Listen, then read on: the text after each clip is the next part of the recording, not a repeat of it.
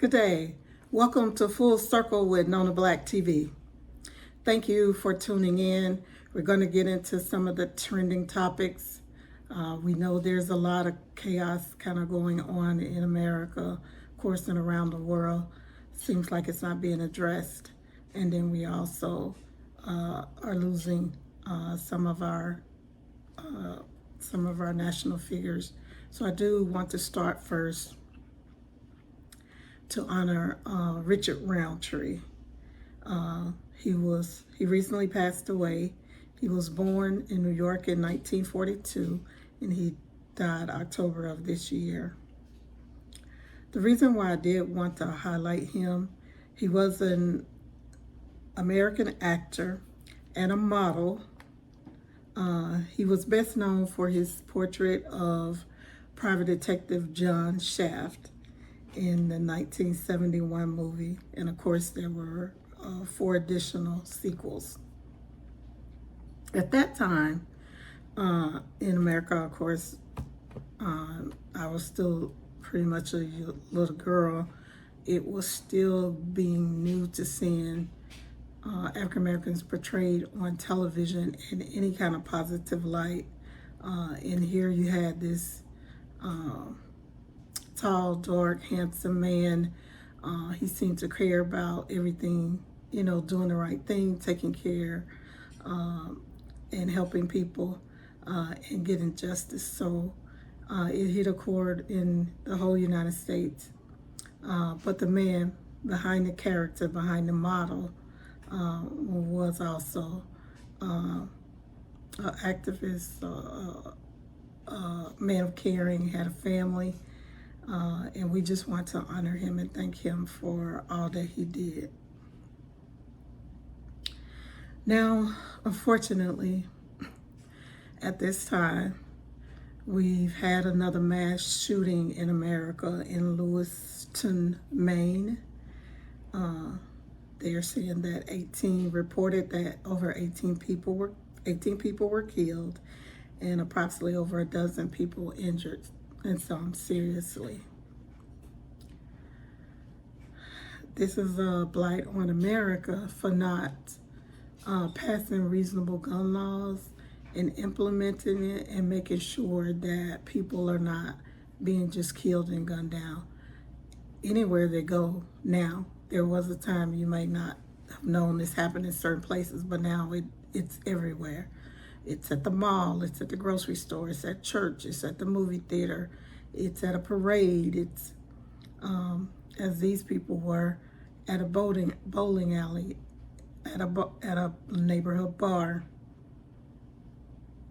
We can't wait to care about a mass shooting happening to wait till it happens in our neighborhood or our individual family. We have to care about it. My heart breaks every time.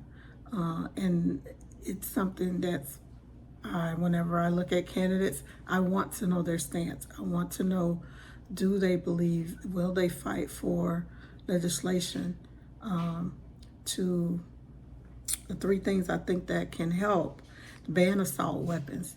It was proven after the assault weapons ban expired that gun deaths did go up. So it was of a help and was of a benefit. It needs to be reinstated with all assault weapons. They're not weapons to hunt with. They're not weapons to just have around. Those are military style weapons, and that's what they're meant to be used in war for killing. The large capacity magazines, they also need to be banned. It's not needed for someone to be able to kill and mow down numerous amounts of people in a short period of time. Also in the ban, there's need for the red flag laws and yellow flag laws to be enforced. And if the family is continually reaching out and saying, our family members having an issue, we believe that they're having an issue, we believe that they can go and do something above what's normal, that the police really need to do something. If you're going to monitor somebody while they monitor stuff on social media, this is the stuff that they really do need to monitor. No, you can't sit with every person for every minute of the day, but you do need to be monitoring the things that they are doing. Are they getting the mental health services they need? Is it something that needs to be overwritten? Do they need to be involuntarily committed?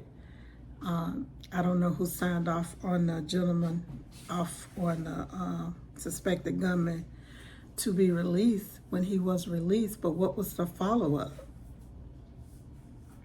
And it's not only that case, it's been in multiple cases. And that's just a part of the problem with the policing, because a lot of times when they were saying about the police being revamped, it's for these cases, so that when they go out to cases and it's more of a mental health event than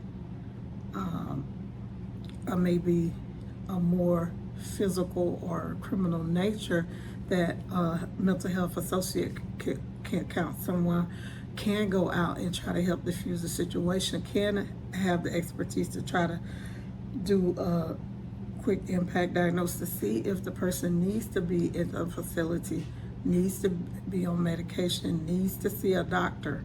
Those kinds of things is important, imperative.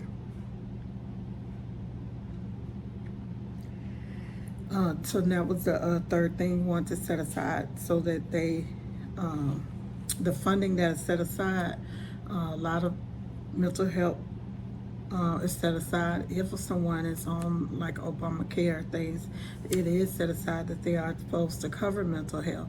So if the person is in need of services, if they aren't signed up, that these things can be facilitated so that they can go to the doctor and be used. So where's the funding? Those things can be set aside. It is just not mental health. The gun deaths that we have in America don't happen in other major countries because they don't allow it. You can't go walking around Japan and China and all that waving a gun. Recently, our governor, Ron DeSantis, eliminated that you had to have a permit to carry. So not only was there a mass shooting in Lewiston, there was also a shooting here in the state of Florida, in Tampa area, in the Ybor City area. 2 were killed and over 20, approximately, it's estimated at over 20 people injured. I think it has to be 4 to be considered a mass shooting, but 2 people were killed, and one of the persons, the news reported, was a young boy, 14 years old. So we're letting people walk around able to carry a gun and not be licensed is unconscionable and unjust. You have to have license to drive a car. You have to have license to be a professional for things. You have to have a license for different parts of your work. You have to have a license to be able to, have certain businesses. You have to have a license for many things. So why would you not want someone who have the capacity to hold and use a weapon that can kill, take a life, not be required to have a license? I know some want to raise the age to 21 to be able to get a gun. I feel like it's something that could be studied to give the opportunity from an 18 to 20-year-old chance to mature. Unless, of course, if they're in the service, that wouldn't apply to them. So, as our children are being murdered in schools, parishioners are being gunned down, in churches, people are being impacted just going out doing their regular daily chores, grocery store, trying to have fun at the mall, at the movies, at the bowling alley, local places. It lies at the feet of our elected officials and us, because if people don't, when they passed the last gun legislation, that they was very minimal, but it's the first thing that got passed in a long time. There were mostly Republicans voted against it. So if we're tired of our children getting killed and murdered and gunned down, we need to vote those people out. That's the only thing that's going to change.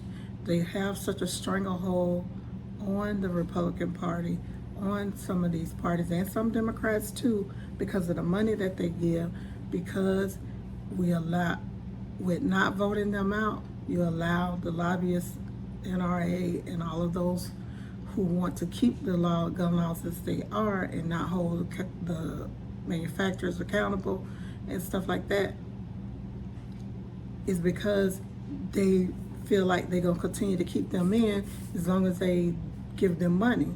But if a mass uprising come and people vote those people out who vote against the gun laws, and they all start getting kicked out of office, they'll start doing different. I just believe that.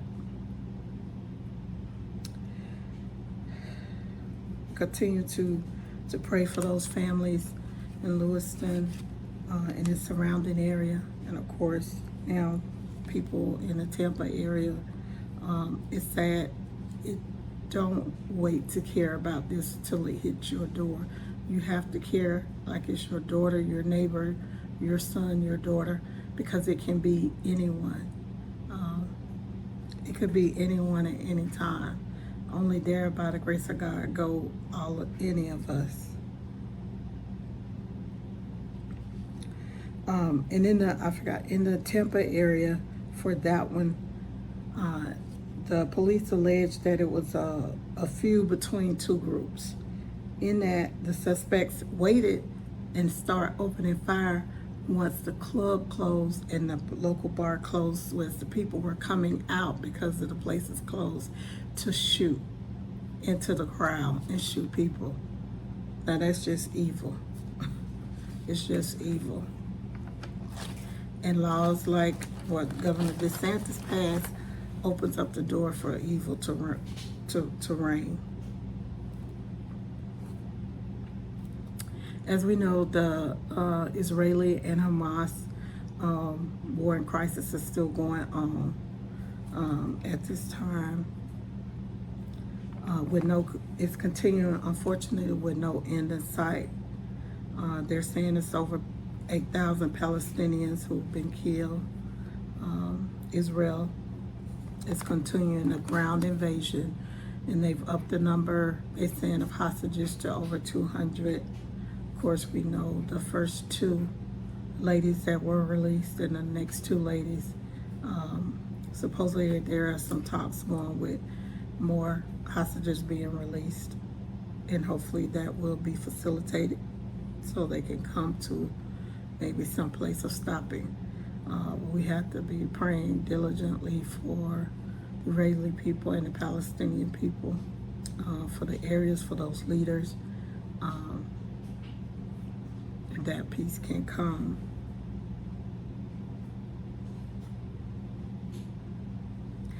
They did say some more humanitarian aid has been delivered. If you look at the pictures with the bombing and the displacement of people, it's just horrendous.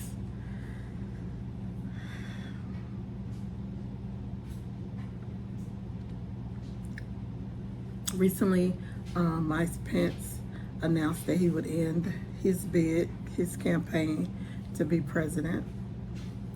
So coming up very soon is the third debate of the Republican Party for their leader, as former President Trump is leading in the polls. He's still yet sitting in the courtrooms for some of his cases, of course, in the civil case, which he's already been found, his companies have already been found guilty of fraud. The hearings that they're having now is to determine how much he will be fined. His ex-attorney, Michael Cohen, testified last week, and Trump got mad and stormed out. But a lot of bits and moving parts have been going on in some of the other indicted cases. The 4 indicted cases, of course, they had more people plead guilty to parts of for the Georgia case, and so the more people that they plead guilty, they should not only I'm sure District Attorney Willis will make sure that they can prove some of the information or whatever that they're telling her, that they have also something to hard copies to back that up, phone calls, texts, emails or something. So she's been diligent about everything that she's doing, so I believe she will continue to do that. The question is, how many more of those who are already indicted, who have stiff legal fees and possible long jail sentences, if they're convicted, will more flip? I believe it might be more before they actually get to trial. And also in the case, the Washington D.C. case, with the documents that were at Mar-a-Lago and that they were moving around, it is said that his chief of staff, Mark Meadows, has flipped and he's granted immunity, so he has first-hand knowledge of a lot of stuff that Trump did and what was done with the documents, what was done inside the White House, what was done outside the White House. So this is going to be trying for our former president, twice impeached and 4-time indicted. So he has a lot of legal issues, and those things are starting to roll up to him. So more will be coming in the next few days. So we'll keep posted on that. In the next video, we'll try to get an update if any more happens in the case. Of course, the special counsel, Jack Smith, did submit a filing that he wants the gag order reinstated against Trump with penalties up and including possibly being jail. So I'm sure Judge Cutner will rule on that. For the debate that's coming up, the third debate for the Republican Party, they don't have a lot to choose from on that side. So, and then of course there is the MAGA extremist part that is going to be for Trump, will most likely always be for Trump. But the other Republicans or whatever, I think for the next debate will be on NBC, be hosted, and I think Lester Holt and someone else will also be hosting it. And the people who've qualified so far is Ron DeSantis, Nikki Haley, Chris Christie, and Vivek Ramaswamy. And then they're saying that he's deciding if he wants to participate or not. So in order for them to qualify for the debate, they had to have at least a minimum of 70,000 donors, separate donors. And they had to be polling at a national percent of 4%, and I think, or in the state, at least a 4% in the state. So that was the requirements, and there may be some others, but those are just some of the ones that I wrote down. So it's imperative we, Democrat or not, you need to know what all other candidates stands on their issues, what they are, what their platforms are, how they will affect you and your families, because while you may vote or not vote for them, if they get in, you need to know how it's going to affect you and your family. Please be vigilant. Know that there are elections happening before next year, so check your local elections office and see if they have elections in November coming up. So, and I do believe they do have some elections coming up in Florida. So make sure you check your local area, find out when is the next election date, what it's for, who's on the ballot, what are the issues, so that you know when you go on, because in these times is when they have elections for judges or school board, or they put initiatives on the ballot that have to be voted for, yay or nay. And if people don't participate, and a few people in a majority vote for it, you may have something on the ballot that goes into your state as a law to happen, and you know nothing about it. Your voice wasn't heard. Your voice wasn't input. Vote, vote, vote. Please register. Make sure everyone in your household is registered. Family is registered. Encourage them to vote. Encourage them, if they don't know the issues or they don't know what's on the ballot, encourage them to let them know, okay, well, this is where you can go, or here's a sample ballot, so they can see what's on the ballot, what is coming up to be voted on, and so they can know. And especially our young people, they were saying like the 18 to 24 is one of the largest voting blocks. So be sure that if you know someone, make sure if someone needs to rise to the polls, if they need to know, if they're not sure where their location is, find out if there's early voting, because a lot of times early voting, you can just vote at the early voting locations and not have to go to a specific precinct. Whereas if it's regular voting, you have to go to your specific precinct. So it's wise to know those things ahead of time so you're not caught off guard. All right, Full Circle family, I greatly appreciate you watching. There's so much going on in our world and our nation. We'll continue to keep involved in research. I'm still researching another housing video, some things I'm doing. Was out looking at some new homes and getting some more valuable information. So eventually we'll do another video on that. But I do want you to stay vigilant and pay attention to what's going on. Also know your local representatives, know your state representatives and your federal representatives, so that you can reach out to them and contact them and let them know your concerns about the issues that are important to you. Thank you again for watching. Be sure to like the video. It helps support the channel. Of course, you can leave a comment. Always want to hear your thoughts. We can agree and we can disagree. All I ask is that you be respectful and subscribe. Share the video with others and tell them, hey, check out Nona Black TV. Maybe something they like. Just want to endeavor to give you politics, maybe without the name calling, without all of the without the cursing and stuff, just to get to talk to the issues that are most important to us. Thank you for watching, and as always, at the end of this video, I care about my supporters, my followers, and those who engage.